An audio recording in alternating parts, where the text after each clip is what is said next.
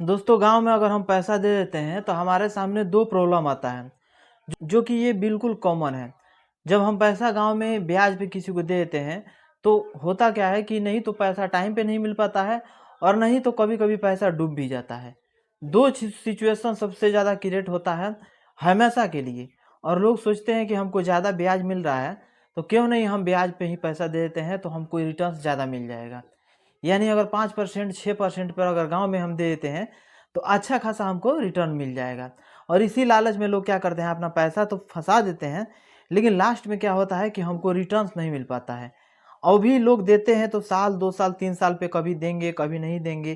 तो आप सोचिएगा कि कम से कम हमारा मूल जो मूलधन है वो भी निकल जाए तो अच्छा रहेगा।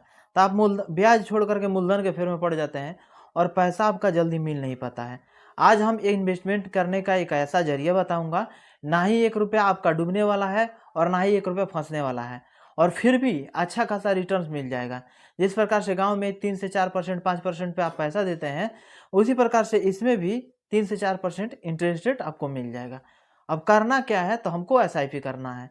एसआईपी के बारे में आप लोग जानते होंगे तब तो बढ़िया है, अगर नहीं जानते हैं तो ये जान लीजिए।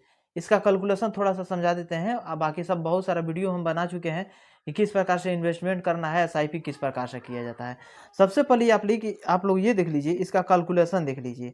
सबसे पहले हम क्रोम ब्राउजर में जाएंगे और यहाँ पे एसआईपी कैलकुलेटर हम टाइप करेंगे। यहाँ पे ग्रो एप्लीकेशन का एसआईपी कैलकुलेशन है, उसको हम ओपन करते हैं और आप लोग को दिखाते हैं कि कितना पैसा मंथली हम एसआईपी कराएंगे कि हमको अच्छा खासा रिटर्न मिल जाए। और किस में कराएं ये भी डिपेंड करता है कि हमको क्या चीज़ में एसआईपी कराना चाहिए। तो आप एसबीआई जानते हैं कि सबसे बड़ा सरकारी बैंक में आता है और उसमें ये होता है कि लोग सबसे ज़्यादा ट्रस्ट करते हैं क्योंकि सबसे ज़्यादा अकाउंट ओपनिंग उसी बैंक का हुआ है, एसबीआई का। और प्रचलन में सबसे ज़्यादा एसबीआई है। तो हमको सबसे ज़्यादा विश्वास किस पे है, तो एसबीआई पे है।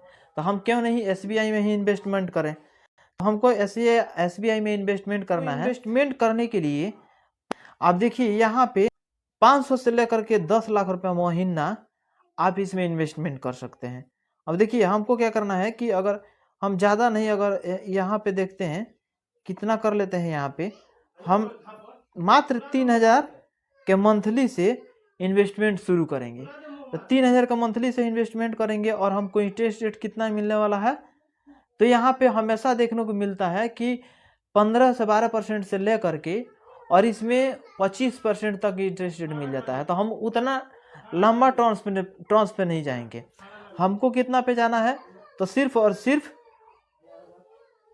18% पे। 18% जनरली मिल जाएगा। और आप याद रखिएगा, कभी भी इन्वेस्टमेंट करिएगा तो लॉन्ग टर्म्स के लिए इन्वेस्टमेंट करिएगा। लॉन्ग टर्म्स के लिए इन्वेस्टमेंट करिएगा क्योंकि लॉन्ग टर्म्स के लिए इन्वेस्टमेंट में सबसे ज़्यादा रिटर्न्स मिलता है। और ये में 100% ये जेन्युइन है कि 18 से 19% आपको इंटरेस्ट रेट मिल जाएगा।